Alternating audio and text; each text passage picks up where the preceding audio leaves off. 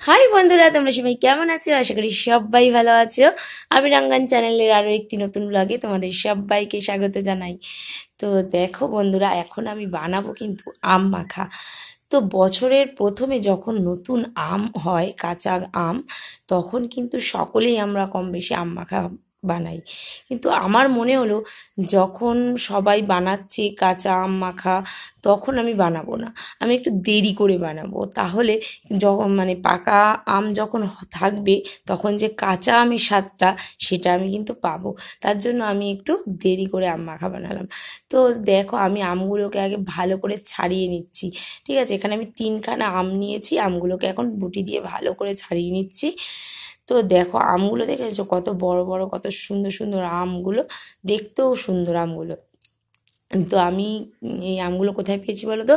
আমি আমাদের বাড়ির সামনে যে বাগানটা আছে, সেই বাগান থেকে এনেছি। এগুলো কিন্তু ল্যাংড়া আম, ল্যাংড়া আমের কাঁচাটা আর কি।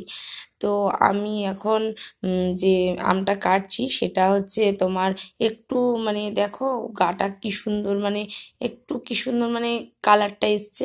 এই ধরনের আমটা যে মাখা করলে যে কি টেস্ট, তোমাদের বলে বোঝাতে পারবো না। তো আমি বাপের বাড়ি থেকে আসছিলাম বাড়িতে, তখন এই আম 3টে আমি পেয়েছি। তার জন্য আমি ভাবলাম এই 3টে মাখা করে খাবো। তো এই দেখো, এটা আমি একটু গেটারে ঘষে নিচ্ছি। আমার গেটারটার অবস্থা দেখো, আমার বড় গেটারটা খুঁজে পাচ্ছিলাম না তখন, নাহলে হাতের সামনে যেটা আছে তাই সেটা দিয়েই করি। আমি আর তর্স হইতে পারছি না আমগুলো দেখে, মনে হচ্ছে কখন মাখবো আর কখন একটু জিভে দিয়ে খাবো। তার জন্যই ছোট ভাঙা গেটারটা নিয়েই বসে পড়েছি। তো এটাই হাতের কাছে ছিল, কি আর করব। যাই হোক, এই দেখো আমি সব আমগুলোকে 3টে আমকে ভালো করে কুড়িয়ে নিয়েছি গেটারে। তো এই দেখো আটিগুলো দেখো, গড়িতর আম্বারা পেয়ারা, কাঁচা লঙ্কা ছাড়া মাখবো কি করে। এ তো দেখো, আমি একটু মাঝখানে গানও করে নিলাম। এবারে নিলাম দুটো পাকা লঙ্কা, হচ্ছে কাঁচা লঙ্কার পাকাটা আর কি। এটা কিন্তু শুকনো লঙ্কা নয়, এটা হচ্ছে পাকা লঙ্কা। তারপর নিয়ে নিলাম 1 চামচ নুন, লবণ, আর হচ্ছে পরিমাণ মতন চিনি। তো আমগুলো একটু মুখে দিয়ে দেখেছিলাম একটু টক টক মতন বেশি, তার জন্য একটু বেশি করে চিনি দিয়েছি। তো এবারে ভালো করে লঙ্কা দুটো ভালো করে এখানে ভেঙে গুঁড়িয়ে নেব, একটুখানি ভেঙে মানে মেখে নেবো আর কি লঙ্কাগুলো নুন চিনির সাথে। ভালো করে মেখে নিচ্ছি লঙ্কাগুলো। ও, লঙ্কা মাখবো কি তার আগেই তোমার জিভে এত জল চলে আসছে যে আমি এখন জিভের জলটা ঠেকিয়ে রাখতে পারছি না। আর যখন ভয়েস ওভার দিচ্ছি, তখন দেখে মনে হচ্ছে আর একবার যদি পেতাম, একবারটি তো খেতাম।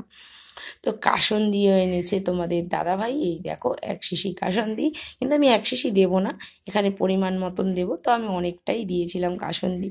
কাসুন্দিটা দিলে আম মাখার টেস্টটাই বেড়ে যায়, জানো তো। যেটা হবে 60%, কাসুন্দিটা দিলে 100% টেস্ট হবে। তো ওই জন্য আমি একটু কাসুন্দিটা দিয়ে নিয়েছি, তো একটু বেশি করেই দিয়েছি। তো এবার আমটা মাখছি ভালো করে। দেখো, আমার এত লোভ হচ্ছে ভয়েস ওভার দেওয়ার সময়, কি বলবো বন্ধুরা, আমার মনে হচ্ছে একটুখানি যদি পেতাম। উফ। তো আমার আমটা কিন্তু ভালো করে আমি একটু কাসুন্দিটা দিয়ে ভালো করে মেখে নিয়েছি। দেখো, একদম পুরো কি সুন্দর করে মেখে নিয়েছি। এর যে রসটা বেরোচ্ছে না, এটাও খেতে খুব টেস্ট। তো এইবার আমি একটুখানি গন্ধরাজ লেবু, অল্প সামান্য, খুব বেশি দেবে না, তাহলে গন্ধরাজ লেবুর ফ্লেভারটাই আসবে, আমের ফ্লেভারটা চলে যাবে। অল্প সামান্য 2-1 ফোঁটা দিতে হবে, যাতে আম আর গন্ধরাজ লেবুর ডুয়েট কম্বিনেশন হয় একটু। তো হেভি টেস্ট হয়েছিল জানো তো বন্ধুরা। আমি এবারে তুলে তোমাদের দাদাভাইকে একটুকুনি দিলাম। না, এটা তোমাদের দাদাভাইয়ের না, এই পরেরটা দেখো, এইটা তোমাদের দাদাভাইকে দিচ্ছি, আর এটা আবিরকে দিয়েছি। আবির বলছে, ও মা আমাকে আর একটু দাও। বলছি, না রে, আর পাবি না কেউ, আমি পুরোটা নিয়ে বসে পড়েছি খেতে। উফ, কি বলবো বন্ধুরা, যে স্বাদ, এ স্বাদের কোনো ভাগ হবে না। তো তোমরাও এইভাবে আম মাখা বানিয়ে খেও। তোমরা অনেককে দেখেছি যে আম পিস পিস করে খেতে, কিন্তু এইভাবে কুড়িয়ে খেয়ে একটু দেখো, খুব ভালো লাগবে আশা করি। তো টাটা।